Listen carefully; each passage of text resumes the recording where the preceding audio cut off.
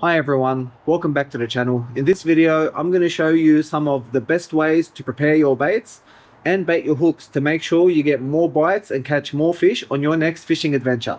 Let's get straight into it. Now when it comes to squid, you can pretty much use every bit of it. So the head presents really well on a single hook rig. And then you've got the wings that you can use as smaller baits for your estuary fish like brim and flathead. And then you've got the hood, which you would cut open and cut into strips. Strip size will depend on the species that you're targeting with the squid. So to get started, you would remove the head. Now, after I show you how to prepare the baits, I will show you how to rig them as well. You also want to remove the wings, like so. So that's one there, one there.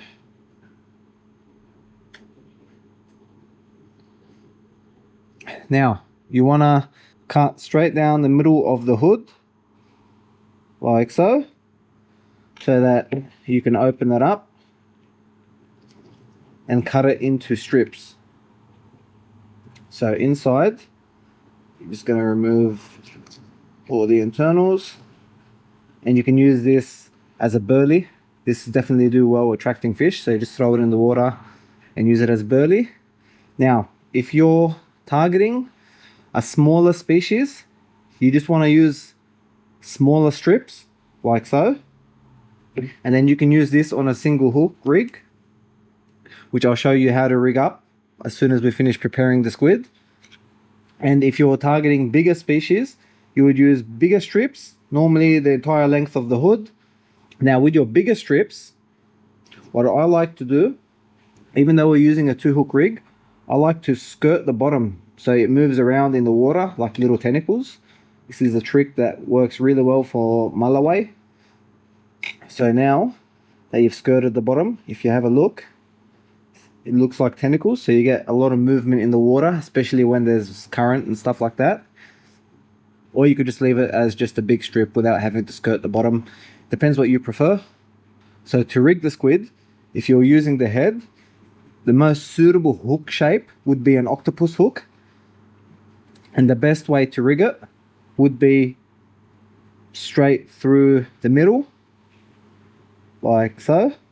Expose the barb, like this. And then you want to turn the hook and come back through, making sure you end up with an exposed barb at the end.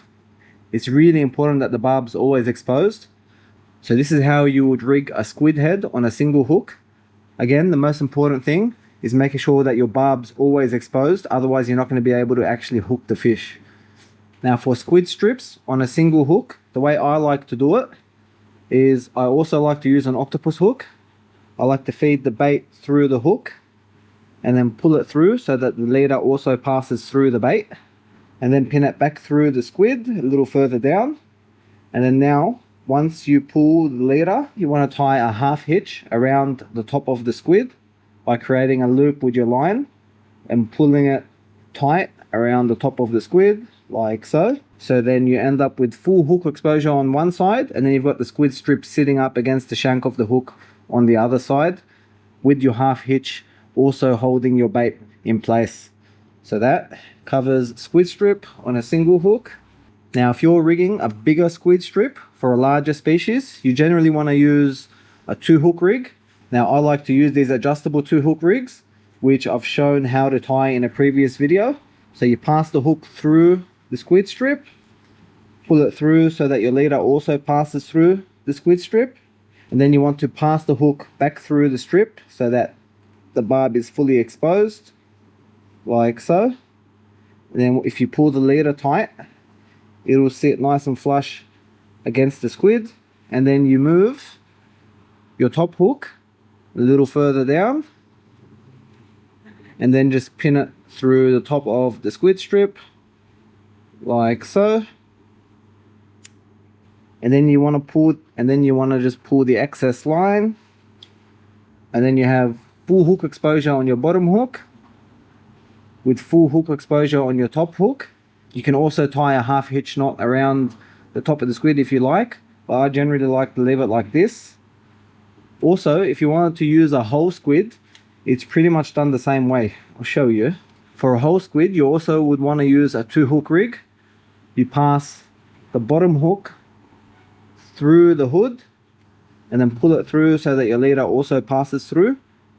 And then you go a little further down, pin the hook back through, try and get it in the middle. So now you've got full hook exposure with your bottom hook. And then with your top hook, if you're using one of these adjustable rigs, you just adjust it where you want your top hook to sit. And then you also pin it back through like so. And now we have full hook exposure on our bottom hook, as well as full hook exposure on our top hook. Now whole squid stay on the hook much better because there's a lot more flesh for the hooks to hold onto. Now when it comes to prawns, also known as shrimp, if you're going to rig the prawn whole, you need to make sure that you're using a bait keeper style hook. Reason being is on your bait keeper hooks, you've got barbs on the back of the hook, which help keep the bait on your hook without coming off too easily. Now, if you're using it whole, I like to start from the tail and feed the hook all the way through until you reach the head, and then you expose the barb and push the prawn up. And you want to make sure you've got full hook exposure to make sure you get a clean hookup when a fish actually takes your bait. Now you can also cut the prawn up if you're going to use a smaller hook, so you can use it without the head like so. You can peel it if you like, or you can cut it even smaller to match your hook size. If you're going to be using a piece of prawn, I like to keep the shell on because it makes it harder for the fish to pull it off. And then you use a smaller size octopus style hook, and then you just want to feed it through the hook. And again, make sure that you've got full hook exposure. Otherwise, when the fish have a go at it, the bait will just come straight off. Now when it comes to pilchards, there are a couple of different types. You've got unsalted and then your salted pilchards. Your unsalted pilchards are generally much softer when they melt, and if you're not careful, they do fly off your hooks much more easily depending how you rig them. Whereas your salted pilchards are much firmer and they're way less likely to come off your hooks, and even if you bend them, they generally tend not to break. So you can bend this, make the head touch the tail, nothing happens. They're a much firmer bait, but they do produce a lot less scent. So pilchards, if you're using them unsalted, I like to use pilchard fillets if it's unsalted. So to fillet the pilchard, you start next to the head, you just cut on a 45-degree angle until you feel the backbone. Then you just turn the knife and follow the backbone all the way towards the tail, being careful not to cut yourself, and then just pull the knife through, and that gives you a beautiful pilchard fillet. Now I'll show you all the different ways to rig pilchards once we're done prepping it. So that's pilchard fillet out of the way. If you're going to use pilchard cubes or half pilchards, I would recommend using the salted pilchards because they will stay on your hook much better. So for cubes, you just cut it the size depending on the hook size you're using, and then same for your tail. Now that's out of the way. Now for the unsalted pilchards, if you're going to use them whole, you won't have a problem if you're using a 2-hook rig or gang hooks, because you're using multiple hooks, the pilchard will still stay on. So now to show you how to rig pilchards, if you're using a pilchard cube, preferably salted if you're land-based. If you're on a boat, then it doesn't really matter. You want to pass the hook through the cube, push it through, turn the hook, and then pin it back through again, and make sure that you've got full hook exposure on the other side, like so. Otherwise, you won't be able to get a clean hookup. So just make sure that your barb is fully exposed.